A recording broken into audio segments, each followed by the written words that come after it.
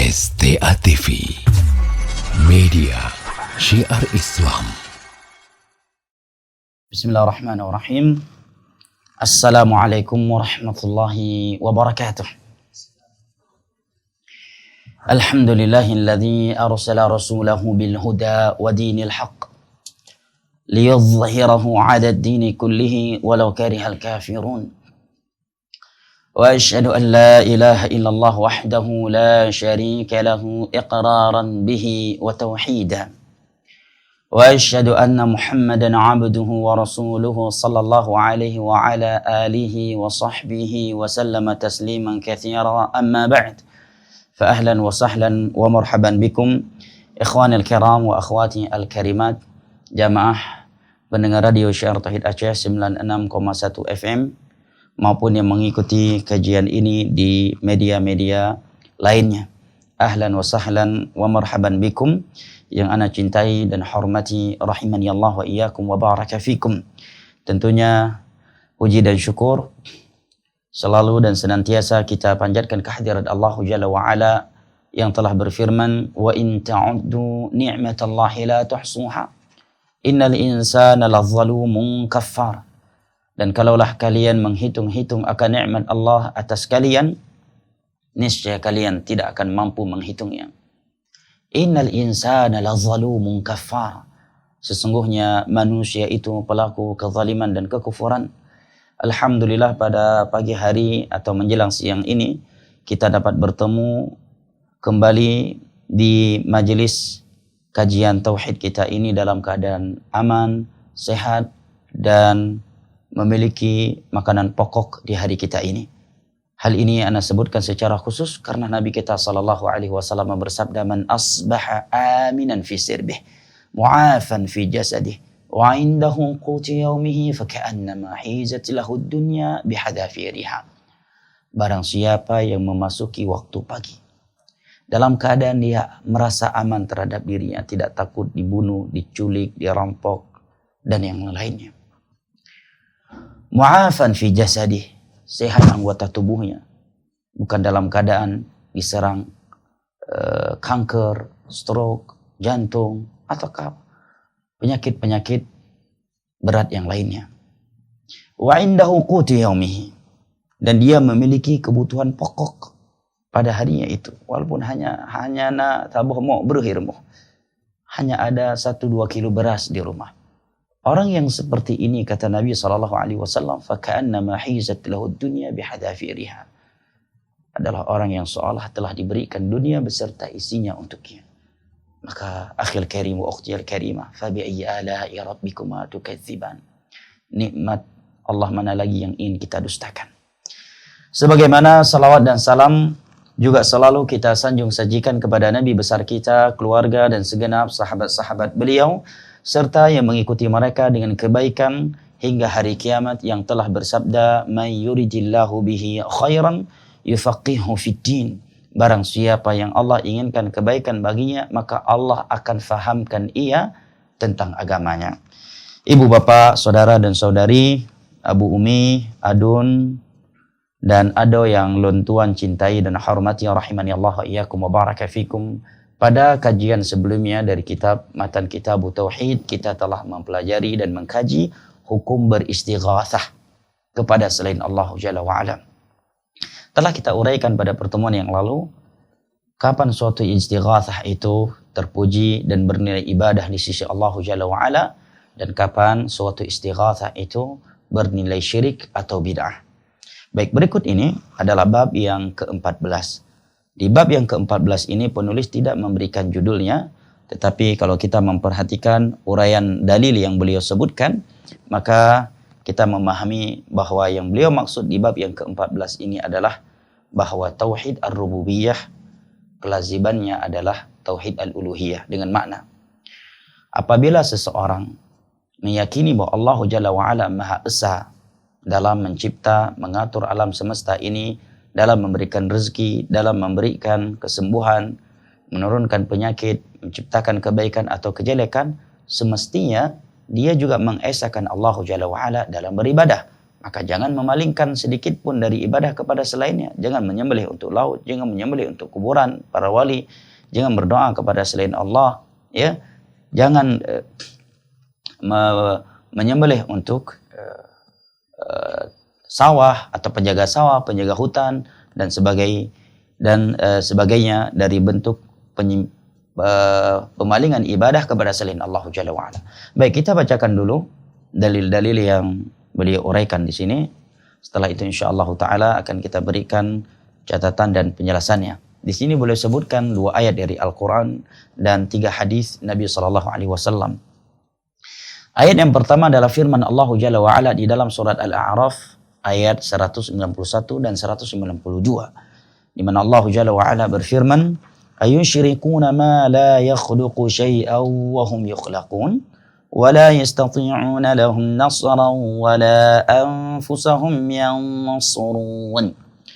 Apakah mereka akan menyekutukan Allah Jalla wa Ala dengan makhluk, apakah itu para malaikat, para nabi, orang-orang soleh, para wali, ataukah benda-benda mati yang mana mereka tidak menciptakan sesuatu apapun, bahkan mereka sendiri adalah makhluk yang diciptakan oleh Allah Jalla wa Ala. Maka bagaimana layak dijadikan sekutu bagi Allah dengan dipalingkan doa kepada mereka, istighatsah kepada mereka, isti'anah kepada mereka. Lah mereka sendiri adalah makhluk yang diciptakan oleh Allah Jalla wa Ala dan tidak menciptakan sesuatu apapun. Yang kedua, Allah katakan mereka yang diseru selain Allah oleh para pelaku syirik dengan memalingkan doa, sembelihan, memohon perlindungan, memohon pertolongan kepada mereka, mereka sendiri tidak mampu menolong orang-orang yang berdoa dan menyekutukan Allah dengan mereka, dan bahkan diri mereka sendiri tidak mampu mereka tolong. Buktinya para wali ada yang sakit, para nabi juga sakit, ya. Tayyib, ya. Patung-patung yang disembelih, yang diibadahi selain Allah, jangankan memberikan pertolongan kepada orang lain, dirinya sendiri dia tidak mampu menolongnya. Lalat yang singgap pada dirinya tidak mampu dia usir, apalagi sesuatu yang lebih dari itu dengan memohon kesembuhan, ya, dan berbagai kesyirikan lainnya. Baik, di dalam ayat ini Allah Jalla wa Ala mencela kaum musyrikin yang mereka memalingkan ibadah kepada selain Allah Jalla wa Ala sembari ibadah mereka kepada Allah Jalla wa Ala. Karena musyrik dinamakan musyrik karena mereka beribadah kepada Allah dan di waktu yang sama mereka juga memalingkan kepada ibadah kepada selain Allah. Kalau dia tidak menuhankan Allah sama sekali dan tidak menganggap adanya Tuhan, itu namanya mulhid, ateis. Baik, di dalam ayat ini Allah Jalla wa Ala mencela mereka para pelaku syirik yang beribadah atau memalingkan ibadah kepada selain Allah Jalla wa Ala, apakah kepada para nabi, para rasul, orang-orang saleh, para anbiya, pohon yang dikeramatkan, laut, ya, kuburan, ataukah yang lainnya.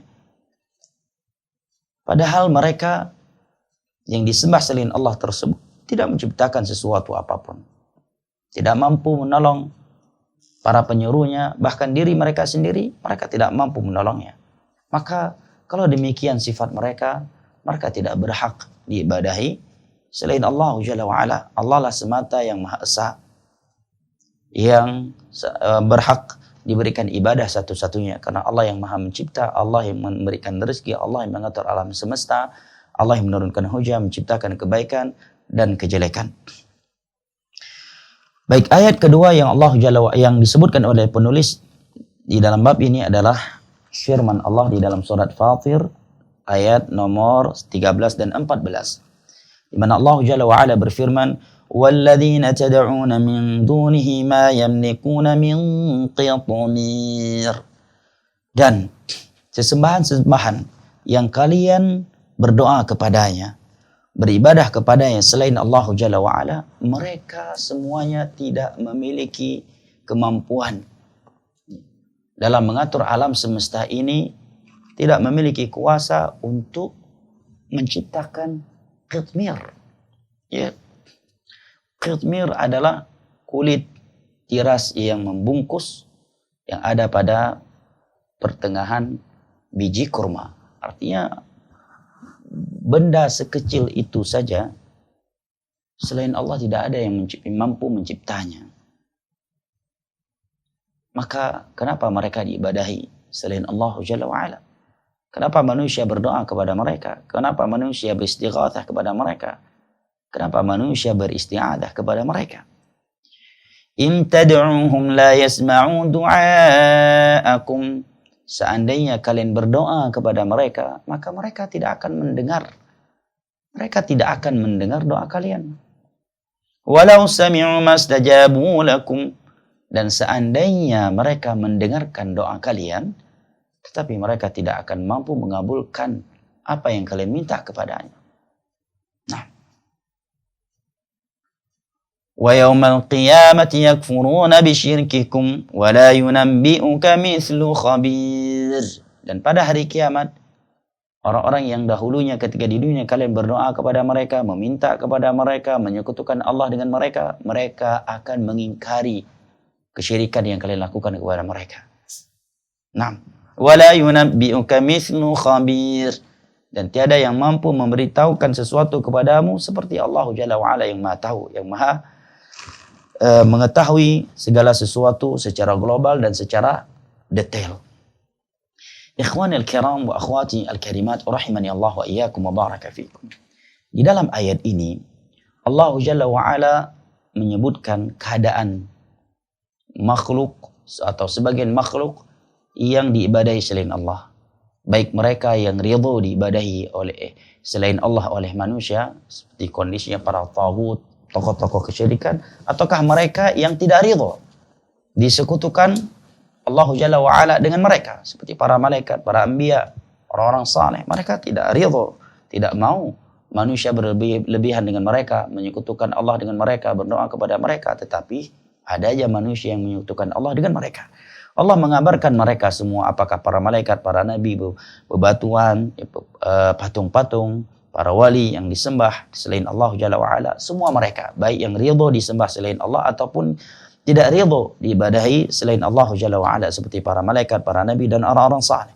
Allah mengabarkan semua mereka itu lemah. Mereka lemah, tidak memiliki apa yang diminta kepada mereka, tidak mampu mendengarkan doa kalau mereka tidak hadir, ya, kalau mereka telah mati. Atau terkadang mampu mendengarnya kalau hadir, tapi tidak mampu mengabulkannya. Karena yang diminta kepada mereka sesuatu, tidak ada yang mampu memberikannya kecuali Allah Jalla wa'ala.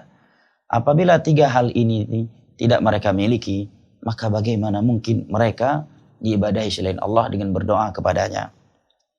Ikhwan al-kiram wa akhwati al-karimat rahimani Allah wa iyyakum wa baraka fikum. Al-Syekh Muhammad bin Shalih Al-Utsaimin rahimahullahu ta'ala mengatakan di dalam, atau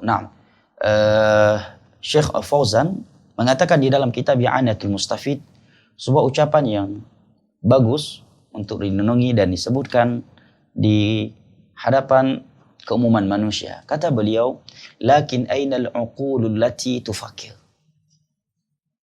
Sudah sedemikian jelas firman Allah dari ayat 191 dan 192 dari surat Al-A'raf tadi, dan ayat ke-13 dan 14 dari surat Fatir tadi. Tetapi kata Syekh, di manakah akal-akal yang mau berfikir? Haula'il ladina yaz'umuna annahum mufakkirun wa annahum mahara wa annahum muthaqqafun atau muthaqqifun tajiduhum yakhda'una lil qubur. Sebagian mereka, orang-orang yang menganggap diri mereka adalah mufakkir Islami, ya, orang-orang yang cerdas, cendekiawan, orang-orang yang luas pengetahuannya, tapi anehnya kamu dapatkan mereka tunduk ngalap berkah ke kuburan. Wa ya'buduna al-amwat, memalingkan ibadah kepada orang-orang yang telah mati.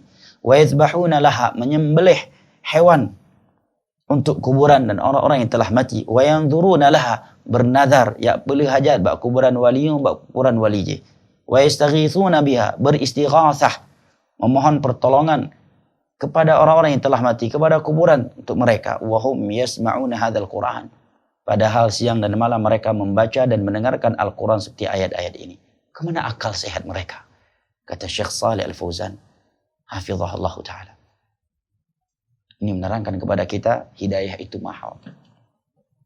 Sebagian mereka profesor dalam urusan dunia, profesor dalam teknik kimia, profesor dalam masalah fisika, ya, orang-orang hebat, cerdas, cendekiawan. Atau lebih buruk dari itu, sebagian mereka penghafal Al-Quran, dipanggil kiai, dipanggil tengku, dipanggil ustaz, penghafal Al-Quran, penghafal hadis, ya S1, S2, S3, bahkan sudah profesor dalam ilmu hadis. Tetapi kata Syekh Shalal Fauzan, masih ngalap berkah ke kuburan. Berdoa kepada orang yang telah mati, menyembelih untuk orang yang telah mati, menyembelih hewan untuk kuburan, bernadar kepada orang-orang yang telah mati, kepada wali fulan dan alan, beristighatsah kepada mereka. Pada siang dan malam mereka membaca dan mendengarkan ayat-ayat yang seperti ini dari Al-Quranul Karim. Disebutkan dalam sebuah riwayat bahwa ada sebagian kaum musyrikin dahulu, dia memiliki sebuah patung yang diibadahi selain Allah. Dan telah kita sebutkan pada pertemuan yang lalu, bahwa penyembahan kaum musyrikin kepada patung-patung mereka di masa Nabi SAW bukan karena mereka menganggap bahwa patung mereka itu mampu memberikan rezeki, mencipta dan mengatur alam semesta ini. Tetapi itu sekedar wasilah yang mendekatkan antara mereka dengan Allah dan menghubungkan antara mereka dengan Allah, karena patung-patung mereka pahat tersebut adalah patung-patung orang-orang saleh yang dahulunya ditokohkan, dan mereka mengira bahwa pada patung tersebut ada ruh-ruh mereka. Nah, ada seorang musyrik di masa dahulu memiliki patung. Kemudian ja'a tha'lab wa bala alaih. Datanglah seekor musang mengencingi patungnya tersebut. Falamma ra'a 'abiduhu fakara wa qala. Tatkala pemilik patung tersebut melihat, kok Tuhanku dikencingi oleh musang. Musang bahasa Indonesia. Naam. Kok dikencingi oleh seekor musang, maka dia pun berkata, Arabbun yabulu tha'labu bi ra'sihi, dengan syairnya, laqad hana man bala alaihi tha'alibu. Layakkah dia dijadikan sebagai Tuhan, sedangkan musang mampu mengencingi kepalanya? Sungguh telah hina Tuhan yang mampu dikencingi oleh musang atasnya. Ya, dia pun mencela sesembahan yang dia sembah selain Allah Jalla wa'ala tersebut. Artinya akal sehatnya menghardiknya saat itu. Kok ini aku jadikan Tuhan sih?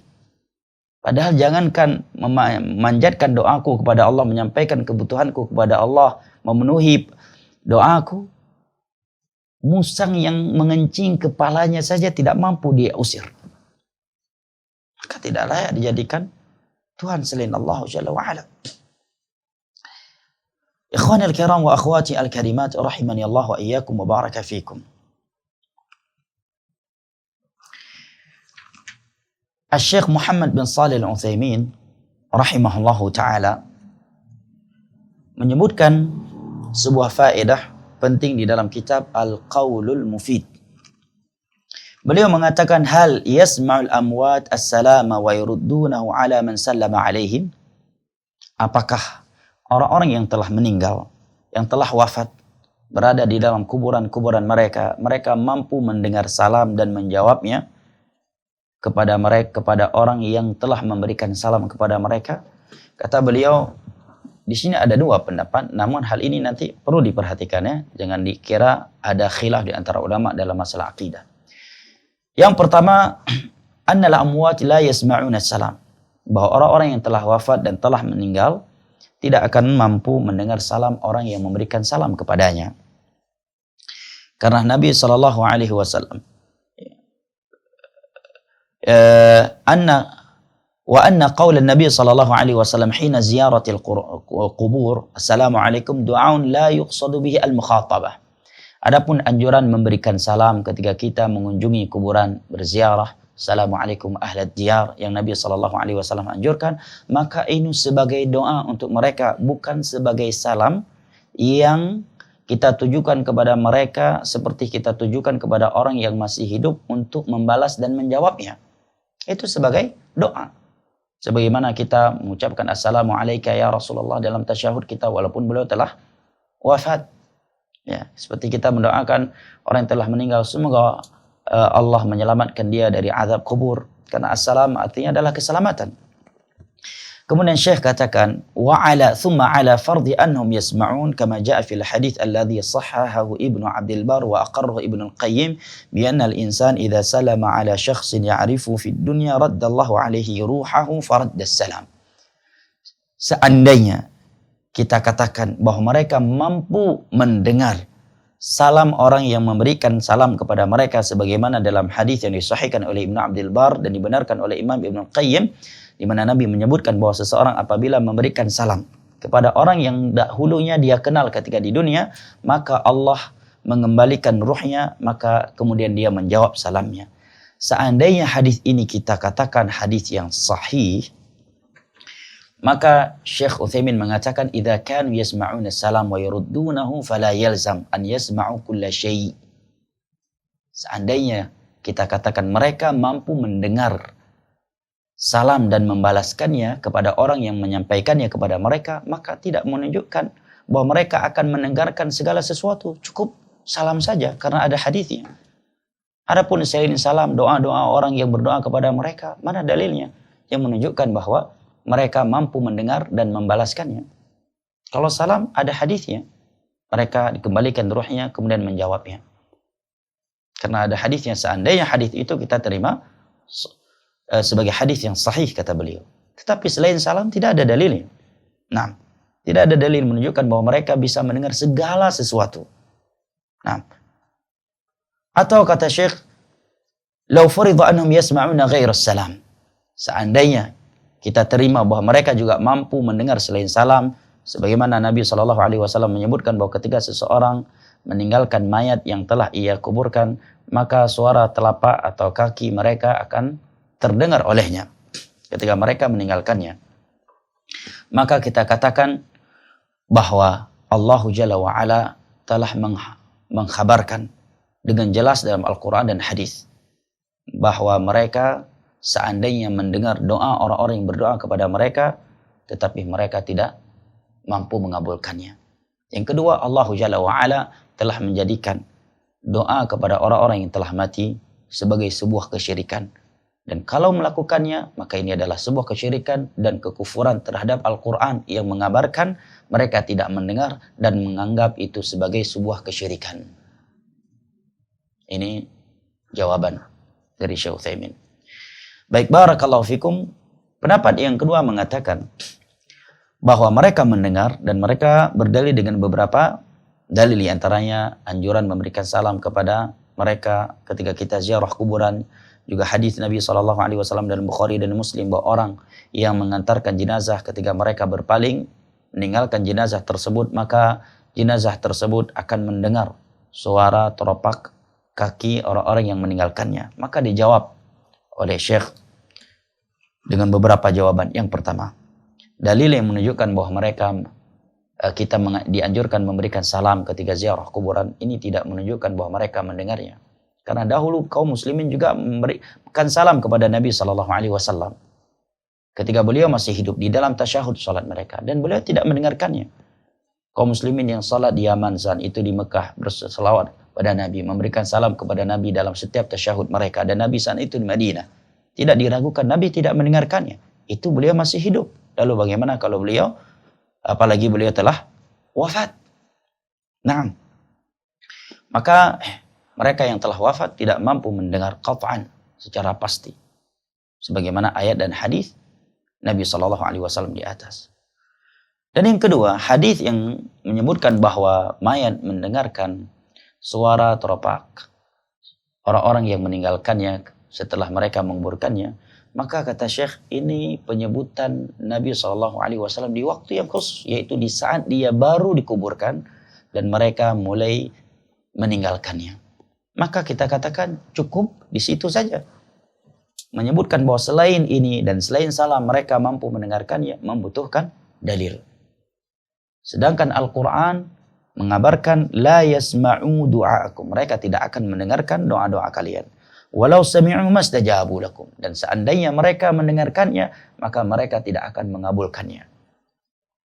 Akan mendustakan isi ayat Al-Quran ini adalah sebuah kekufuran terhadap Al-Quran.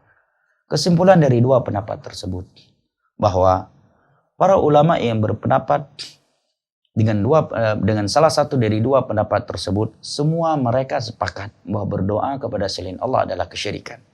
Berdoa kepada orang-orang yang telah mati adalah sebuah syirik besar. Menyembelih untuk selain Allah adalah syirik besar, sekalipun sebagian mereka ada yang berpendapat bahwa mayat bisa mendengar salam ya, dan telapak kaki orang-orang yang meninggalkannya ketika ia baru selesai dikuburkan atau selainnya. Tetapi mereka tetap menjelaskan bahwa berdoa kepada orang yang telah mati, meminta kepada mereka, istighatsah kepada mereka, isti'adzah kepada mereka adalah sebuah kesyirikan. Memalingkan ibadah kepada mereka selain Allah Jalla wa'ala, seperti menyembelih seekor ayam hitam, bernadar, beli hajat, adalah sebuah kesyirikan. Baik ikhwani al-kiram wa akhwati al-karimat, rahimani Allah wa iyyakum wa baraka fikum. Kemudian beliau mengatakan fi sahihi an Anas radhiyallahu anhu. Di dalam Sahih Al-Bukhari, Nabi sallallahu alaihi wasallam dari Anas bin Malik radhiyallahu anhu, beliau mengatakan, syujjan Nabi sallallahu alaihi wasallam yauma Uhud wa qusirat rubaiyatuh. Nabi sallallahu alaihi wasallam terluka di hari perang Uhud karena terkena senjata musuh. Dan kedua,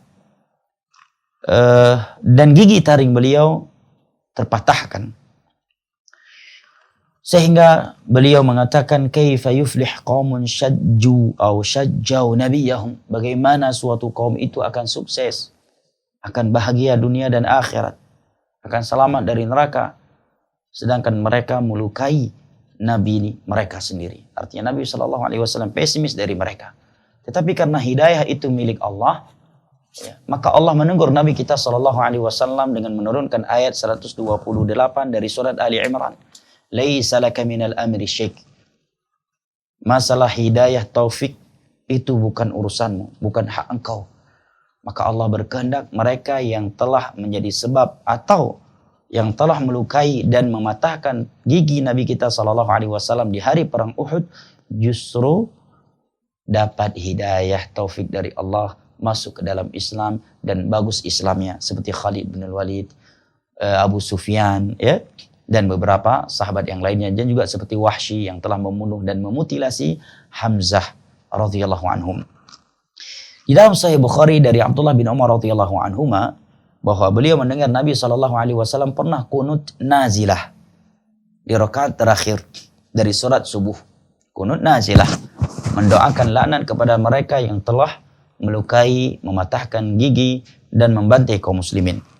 Maka Nabi SAW berdoa, Allah mil'an fulanan wa fulanan, ya Allah laknatkanlah fulan dan fulan, setelah beliau mengucapkan sami Allahu liman hamida rabbana walakal hamd. Maka Allah menurunkan ayat 128 dari surat Ali Imran di atas tadi. Laisa laka minal amri syai'. Engkau tidak memiliki kuasa, tidak memiliki hak terkait hidayah taufik kepada manusia. Maka mereka Safwan bin Umayyah, Suhaib bin Amr dan Harith bin Hisham yang didoakan dengan kejelekan oleh Nabi SAW justru dapat hidayah dan masuk Islam. Kata para ulama, ini bukan berarti bahwa doa Nabi SAW kurang makbul, ya, kurang mustajab, tidak dikabulkan oleh Allah, berarti kurang kesolehan beliau. Lah. Tetapi karena masalah hidayah adalah masalah murni milik Allah Jalla wa'ala.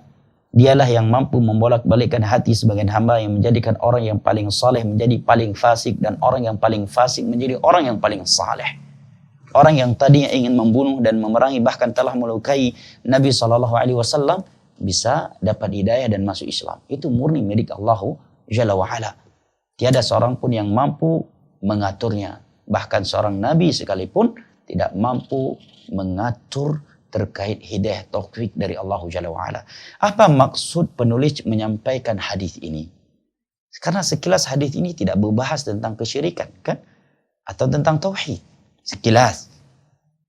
Lalu kenapa beliau menyebutkan hadis ini dalam bab ini? Bab yang menjelaskan kepada kita tidak boleh menyekutukan Allah, tidak boleh memalingkan ibadah kepada selain Allah Jalla wa'ala. Kata para ulama, sisi pendalilannya adalah apabila seorang nabi sallallahu alaihi wasallam, nabi kita dan nabi-nabi sebelumnya, tidak memiliki hak dalam mengatur alam semesta ini, tidak memiliki hak dalam mengatur hidayah taufik, di mana orang yang telah beliau doakan dengan kejelekan justru dapat hidayah. Menunjukkan apa? Mereka tidak berhak diibadahi selain Allah Jalla wa'ala. Nah, karena hidayah taufik saja tidak mampu mereka tentukan dan mereka bagi-bagikan kepada siapa yang mereka kehendaki. Karena hidayah taufik itu murni miliknya Allah Jalla wa'ala. Innaka la tahdi man ahbabta walakin Allah yahdi man yasha. Engkau tidak mampu memberikan hidayah kepada siapa yang engkau kehendaki, yang engkau cintai sekalipun. Tetapi Allah lah yang mampu memberikan hidayah kepada siapa yang dia kehendaki. Abu Talib sangat mencintai Nabi dan Nabi juga sangat mencintainya. Allah berkehendak dia mati musyrik.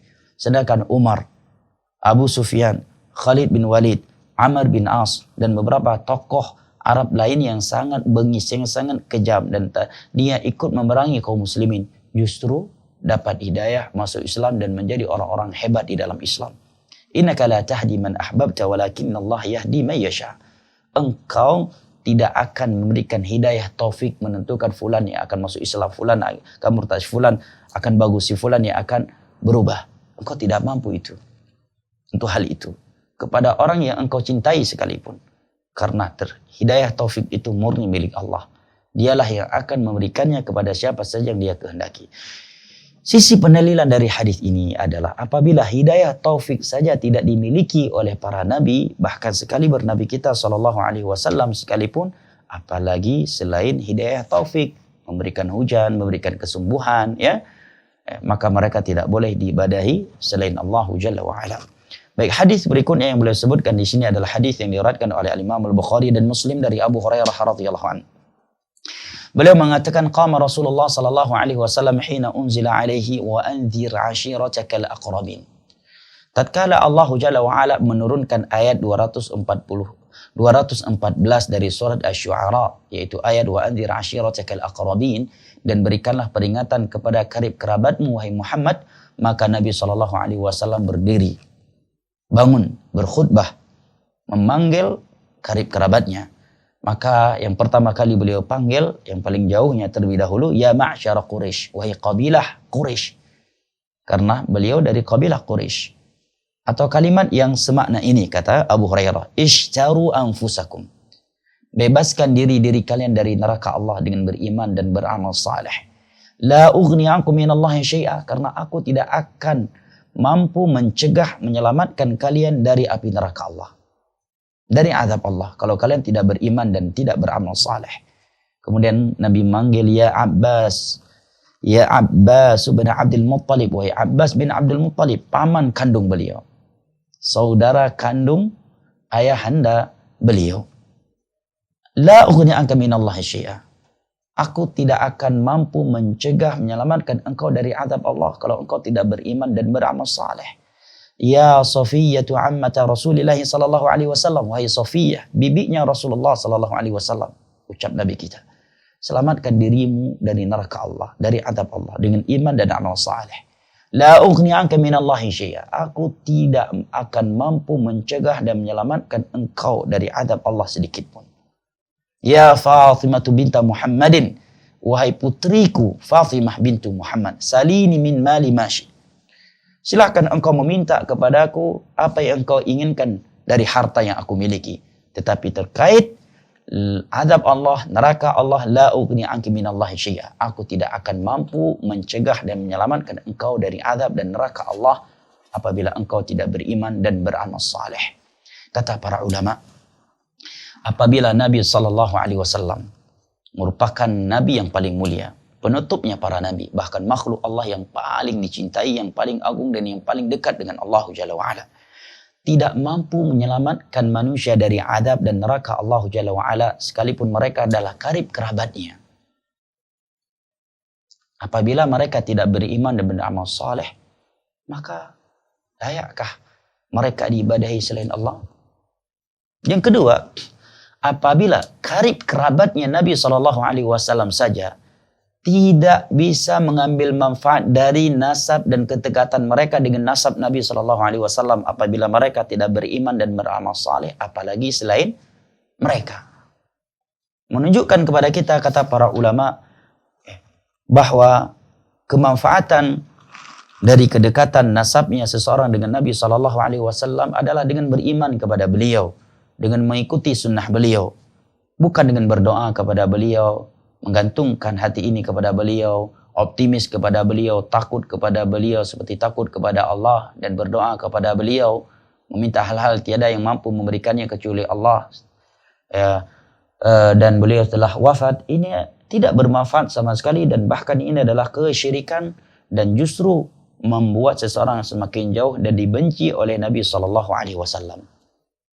Nah, maka disebutkan oleh Syekh Muhammad bin Shalih Al-Utsaimin ketika beliau mensyarah hadis ini dalam kitabnya Al-Qaulul Mufid. Kata beliau, "Fahaula'i alladhina yata'allaquna bir-rasuli sallallahu alaihi wasallam ويلوذون به ويستجيرون به الموجودون في هذا الزمان وقبله قد غرهم الشيطان واجتالتهم عن طريق الحق." Mereka ini yang bergantungan dengan Nabi SAW, memohon pelindungan kepada beliau, memohon pertolongan kepada beliau, beristighatsah kepada beliau, baik mereka yang ada di zaman kita ini saat ini maupun yang telah ada di zaman-zaman sebelumnya. Sejatinya mereka telah ditipu oleh syaitan dan disesatkan dari jalan kebenaran. Kenapa? Li'annahum ta'allaqu bima laysa bimuta'allaq. Karena mereka telah menggantungkan urusan mereka, hati mereka kepada selain Allah yang tidak mampu mengabulkan permohonan mereka. Bukan sebagai tempat untuk mereka menggantungkan hati dan urusan mereka.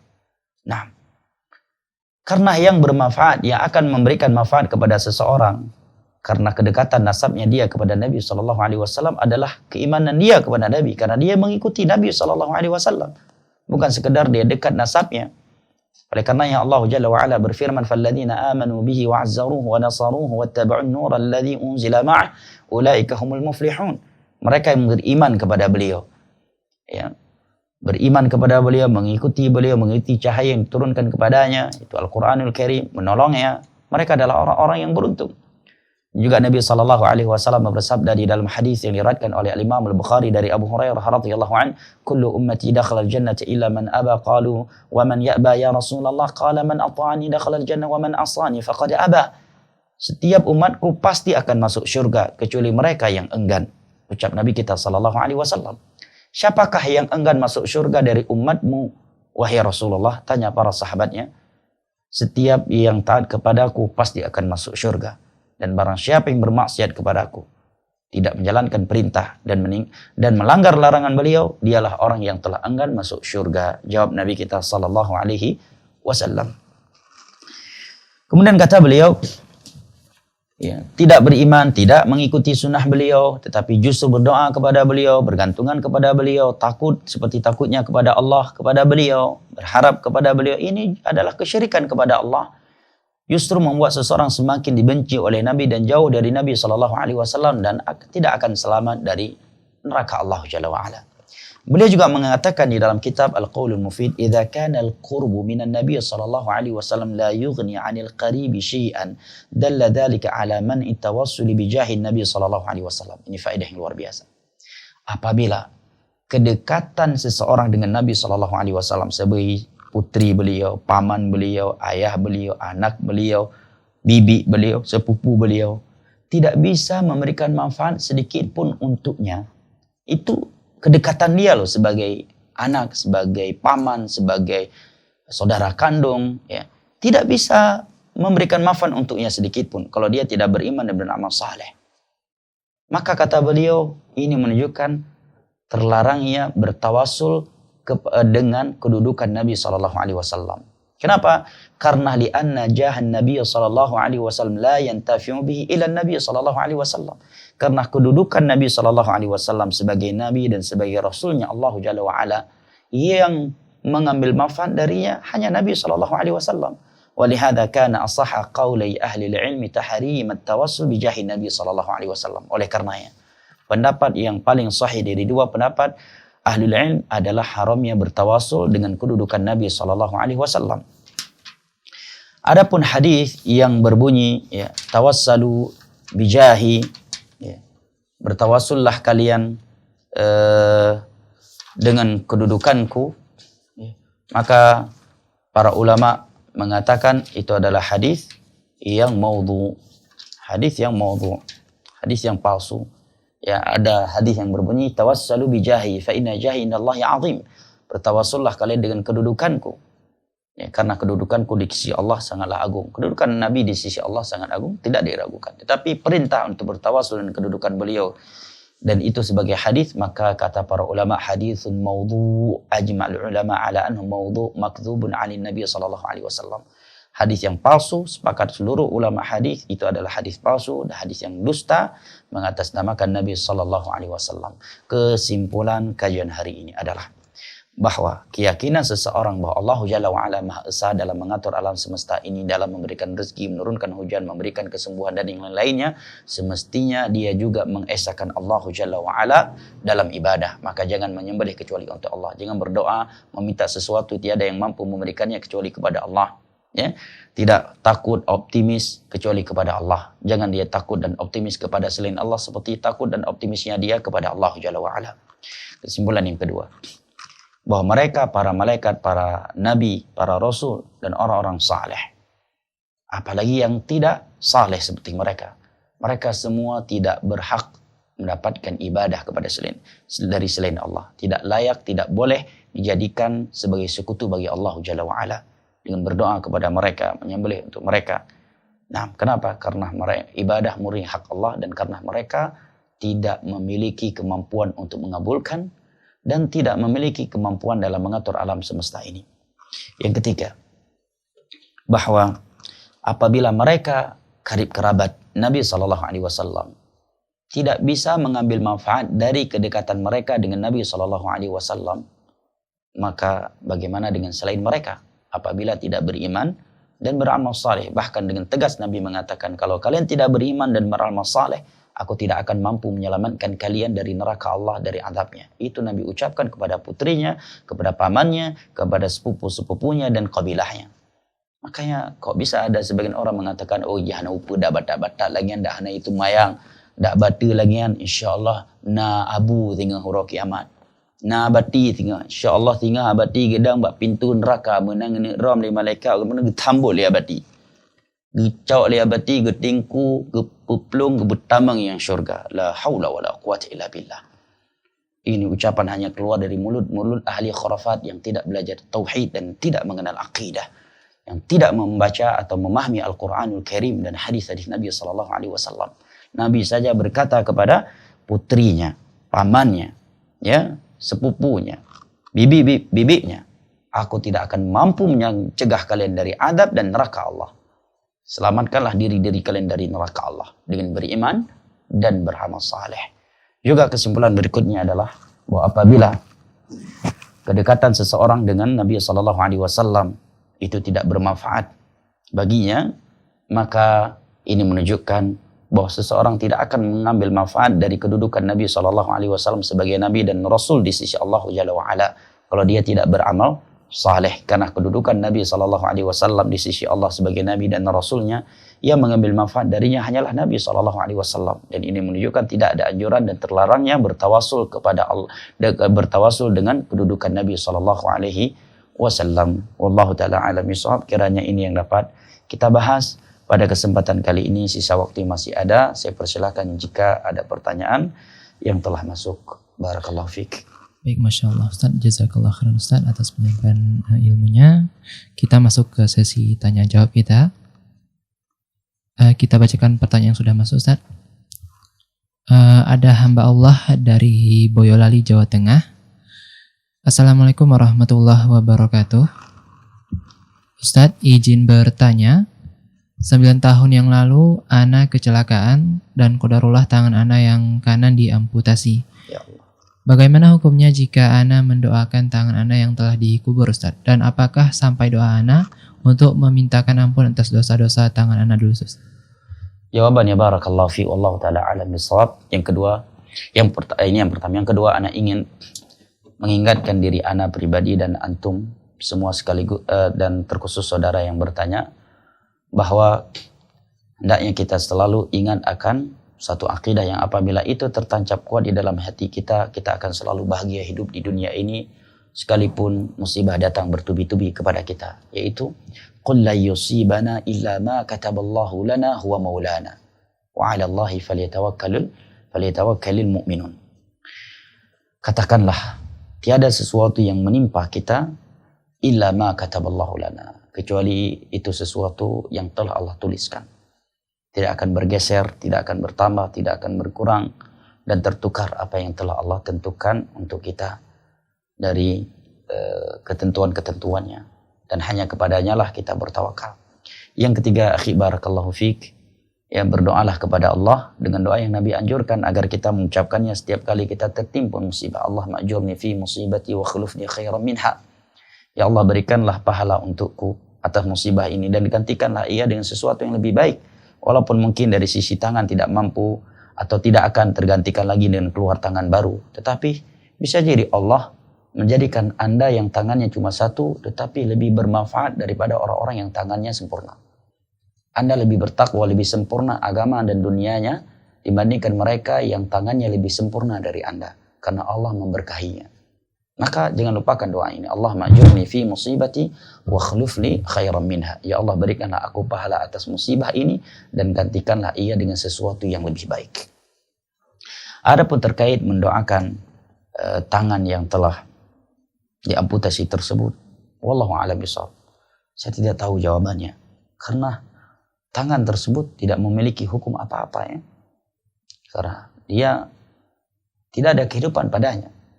Ya, wallahu a'lam bishawab. Oleh karena para ulama saya menyebutkan apabila seorang berguguran dan janinnya itu belum ditiupkan ruh padanya, belum berumur 4 bulan, maka tidak ada hukum untuknya. Ya, dia tidak dimandikan, tidak disalatkan, tiada doa, ya, dan tiada nama untuknya. Nah, sebagaimana ya di masa Nabi SAW ada seseorang yang lepas giginya karena menggigit orang lain. Ya, singkat ya, sisi pendalilannya adalah Nabi tidak menganjurkan dia mendoakan giginya tersebut. Apa bedanya gigi dengan tangan? Kedua-duanya bagian dari tubuhnya. Wallahu ta'ala a'lam bis-shawab wal ilmu indallah. Masya Allah, kita masuk ke pertanyaan berikutnya, Ustaz. Ini adalah pertanyaan dari pendengar radio Syiar Sunnah Al-Usmami. Kita bacakan pertanyaan yang pertama, Ustaz. Apakah boleh doa dalam hati saja tanpa mengangkat tangan, Ustaz? Apakah boleh doa di dalam hati saja tanpa mengangkat tangan? Baik, doa di dalam hati itu namanya bisikan niat, ya.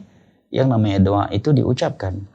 Ya, Allah Jalla wa'ala kan yang maha hikmah menginginkan kita berdoa dan menjadikan pergerakan lisan adalah syaratnya. Makanya Imam Ibn Qudamah rahimallahu ta'ala dalam kitabnya Al-Mughni menyebutkan zikir dan doa itu terhitung zikir, terhitung bacaan apabila taharruk lisan seseorang bergerak dan mampu terdengar sampai ke telinganya atau orang lain di sampingnya, itu sebuah kesempurnaan.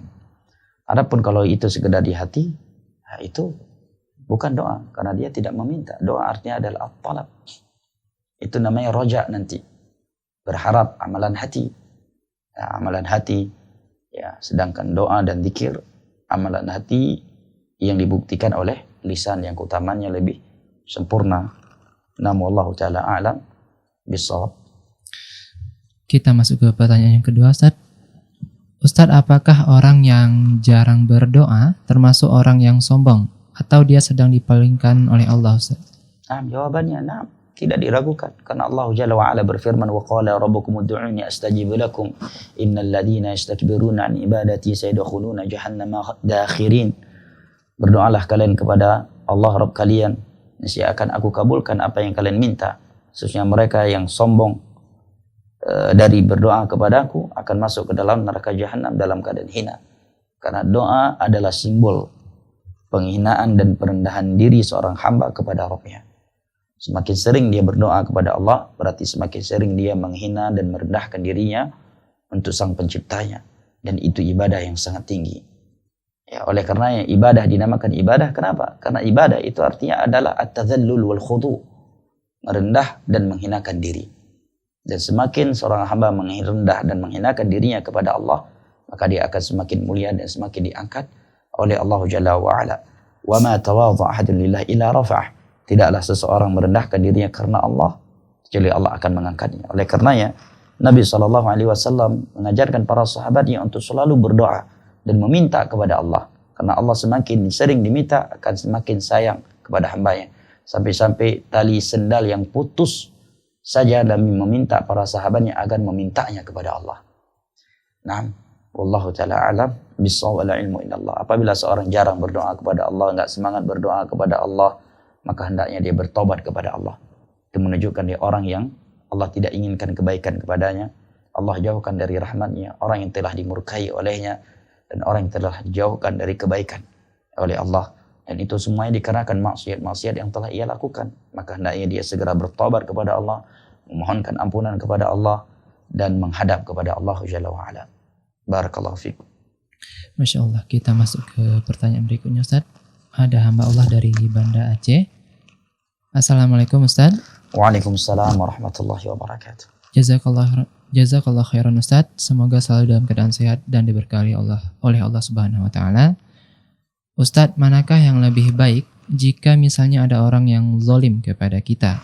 Apakah kita doakan balasan yang setimpal kepadanya atau kita doakan hidayah Ustaz? Sementara kezalimannya terhadap kita membuat kita begitu sakit hati Ustaz. Barakallahu fiik. Namanya juga kezaliman, pasti sakit hati.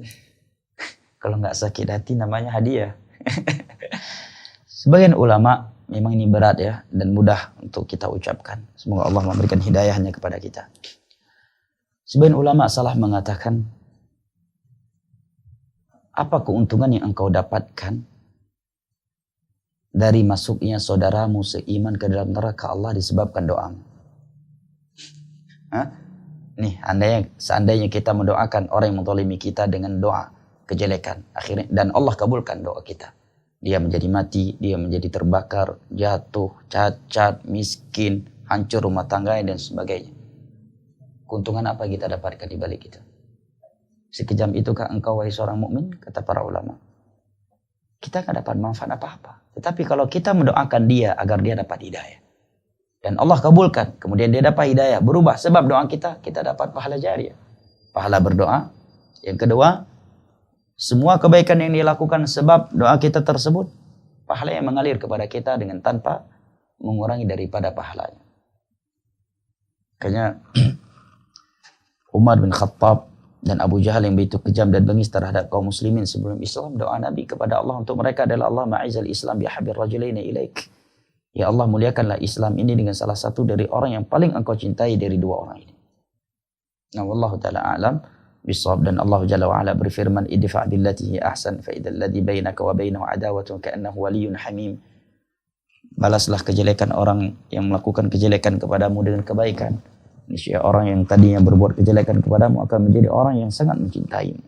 Adapun secara hukum, maka hukumnya boleh seseorang mendoakan orang yang menzaliminya dengan doa kejelekan. Oleh karenanya ada hadis yang berbunyi ittaqi da'watal mazlum fa innahu laysa bainahu wa bainallahi hijab. Jauhilah, hati-hati engkau dari doanya orang-orang yang terzalimi. Karena doa orang-orang terzalimi itu tidak ada yang menghalangi antaranya dengan Allah Jalla wa'ala. Nabi juga menyebutkan thalathu da'wat mustajabat la hijaba bainahun. Ada 3 doa yang pasti Allah kabulkan, tiada yang menghalanginya. Di antaranya adalah da'watul mazlum, doanya orang-orang yang terzalimi. Dan juga di dalam sirah bahwa ada sebagian sahabat Nabi SAW, yaitu Sa'ad ibn Abi Waqqas, mendoakan seseorang yang selalu memfitnahnya di masa tabi'in. Ya, menggibah beliau, memfitnah beliau. Akhirnya Sa'ad bin Waqqas mendoakannya dengan kejelekan sehingga Allah hinakan dan Allah rendahkan orang tersebut dengan jatuh ke dalam fitnah, syahwat, ya, kepada condong hatinya kepada anak-anak kecil dari laki-laki, sehingga dia menjadi hina dan rendah di mata manusia saat itu. Nah, Allah Ta'ala alam bisawab. Kiranya masih ada? Pertanyaan terakhir. Nah, silahkan. Barakallahu fiik. Mungkin ini di luar tema Ustaz ya. Baik. Pertanyaan cukup panjang. Ada saudara Fatir dari Banda Aceh. Ustadz, istri saya rahimahullah baru meninggal dunia dan meninggalkan saya sebagai seorang suami. 1 orang anak perempuan, 1 orang anak laki-laki, 1 orang ibu kandung, dan 1 orang saudara kandung laki-laki dan 2 orang saudara kandung perempuan. Siapa saja yang berhak mendapatkan warisan dan berapa jumlahnya? Barang-barang seperti baju, buku, piring, dan alat dapur, aksesoris kecil yang dulu istri beli dengan uang sendiri atau hadiah dari orang lain, apakah harus dibagi juga, Ustaz? Bagaimana sebaiknya dengan barang-barang yang saya lupa siapa yang membelinya? Apakah saya boleh menggunakan email, akun Instagram, dan Facebook, dan nomor istri, Ustaz? Baik, Pertanyaan, barakallahu fik ya. Yang pertama, Allah Jalla wa Ala sebutkan dalam Al-Quran, فَإِنْ كَانَ لَهُنَّ وَلَدٌ فَلَكُمُ الرُّبُعُ مِمَّا تَرَكْنَ مِنْ بَعْدِ وَصِيَّةٍ يُوصِينَ بِهَا أَوْ دَيْنٍ. Kalau istri kalian yang meninggal itu memiliki anak, maka kamu cuma berhak mendapatkan 1/4 dari harta yang dia tinggalkan. 1/4. Kalau dia nggak punya anak, maka setengah daripada hartanya. Sisa itu adalah untuk anak-anaknya. Baik, anak laki-laki dapat 2 bagian, anak perempuan dapat 1 bagian. Dan kalau dia punya orang tua atau ibu kandung, kalau kakak saudara kandungnya nggak dapat, ya terhijab dengan anak laki-lakinya. Orang tuanya dapat 1/6. Wallahu ta'ala alam bissawab. Detail pembagiannya mungkin bisa ditanyakan kepada ustaz-ustaz yang lebih sering mengajar dan murajaah ilmu waris. Mungkin dalam hal ini ana arahkan kepada akhuna al-Ustaz Azhari. Ya, bisa ditanyakan kepada beliau lebih detailnya lagi. Wallahu ta'ala alam bissawab, wala ilmu illallah. Kiranya ini yang dapat kita sampaikan pada kesempatan kali ini. Mudah-mudahan apa yang telah kita simak bermanfaat. Mudah-mudahan Allah Jalla wa Ala mengampuni dosa-dosa kita, menjauhkan kita dari kesyirikan, dan mewafatkan kita dalam keadaan bertauhid dan menyerahkan diri kepadanya. Rabbana atina fid dunya hasanah wa fil akhirati hasanah wa qina adzabannar. Subhanakallahumma wa bihamdik wa asyhadu an la ilaha illa anta astaghfiruka wa atubu ilaik. Wa sallallahu ala nabiyyina Muhammad wa ala alihi wa sahbihi wasallam wa akhiru da'wana alhamdulillahi rabbil alamin. Wassalamu alaikum warahmatullahi wabarakatuh.